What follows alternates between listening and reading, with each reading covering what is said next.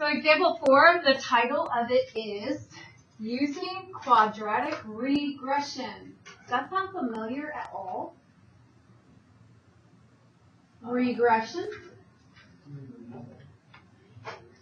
We did linear regression, exactly. So now what we're going to do is we're going to do the same stuff we did with linear regression. We're just going to do it for quadratics, like parabolas. So let's go over how we use our graphing calculator for regression. You're going to first go to Stat, and we're going to edit the list. And so if you have stuff in there, then you want to go up and clear. Enter. Up, clear, enter. And we'll type in our x's and our y's from the example 4.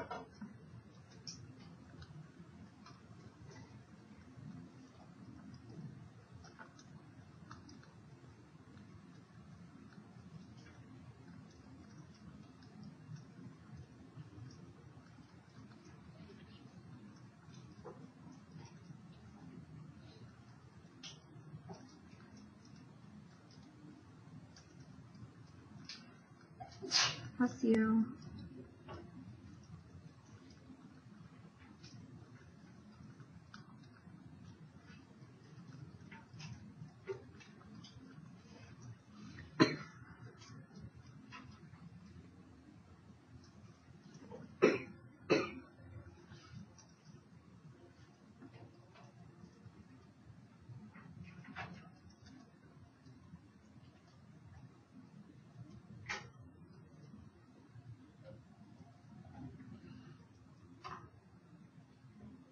After we have all of the data typed in, then we're going to find the equation that best fits this model. And on Monday, we'll talk about how to know what equation to use, but for now, I'm just telling you it's quadratic.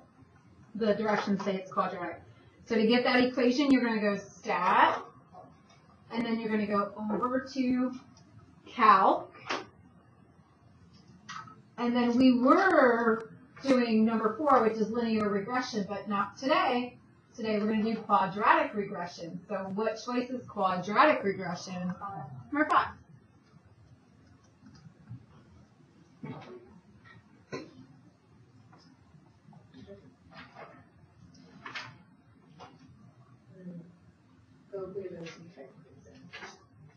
Okay, so after I hit quadratic regression, I get an A, a B, and a C value, and this is written in standard form, ax squared plus bx plus c. So let's just approximate to the second decimal place, to the nearest hundredth. Our equation, y equals negative 0.01 x squared plus 1.37x minus 7.14. So there's our approximate equation. And then it does ask for us to find the optimal driving speed, which not all of you drive yet. A lot of you do, but not all of you do. When we look at miles per hour and then miles per gallon, if we want the ultimate or the optimal driving speed, then we want to be getting the most for our money. We want to be getting the highest miles per gallon. So what we're going to be looking for is the highest miles per gallon, and then that'll tell us how fast you drive for the best miles per gallon. So what I need to do is I want to graph it. So to graph it, first thing you need to do is go to y equals, and if there's an equation in there from before, clear it.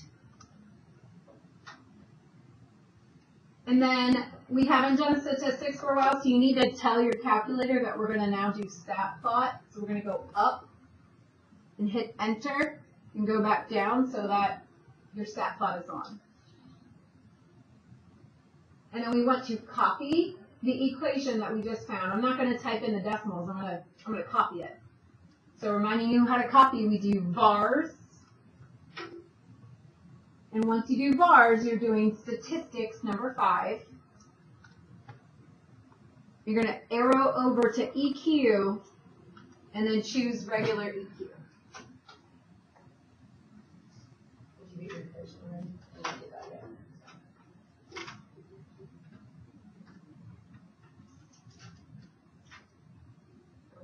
type in the numbers right.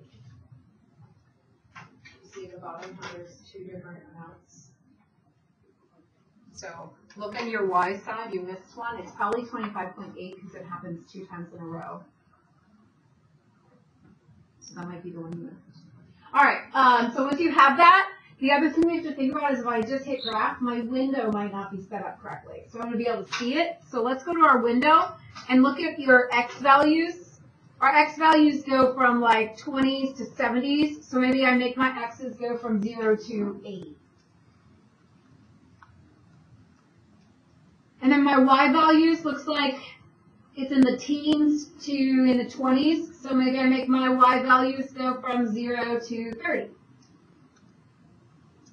I'll count by 2s. So I'm just, putting some numbers in there. You could certainly have different numbers as long as it shows all of your data. Once you have that, you're going to hit graph. And you'll see my data, and then you'll see the approximate graph going through it. It should match pretty well. And then, so what I'm going to show you to do is how you can find the vertex. So this, I've never showed you how to do before. The reason why I'm going to find the vertex is because we want to know the highest miles per gallon, so we want to know the maximum point, which on this graph, our maximum point is the vertex. So to find the vertex, and when we find other values, the best way to find it is under calc, so second trace. And remember, I'm recording a video, so this will be available to you later if you forget what to do. Second trace, and then since we're trying to find a maximum value, there is a choice that says maximum. It doesn't say vertex, it says maximum. So we're going to choose number 4. However, we could choose number 3 if we were finding a minimum. But since we're finding a maximum, we're going to choose number 4. And then it says left bound. That means pick any x to the left of that vertex. So I counted by 5s. My lowest was, I think it was 0 to 80. So I'm just going to pick something that's on this side of the middle-ish. I'm going to pick 30 because I definitely know 30's on that side. Yeah, it is. You see that line that pops up. So I typed in 30, enter. I just typed it in, 30, enter.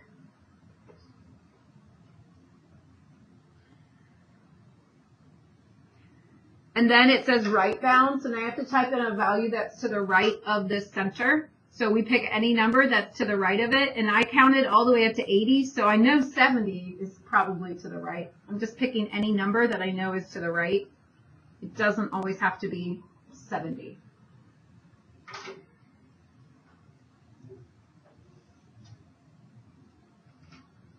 And then finally it says guess.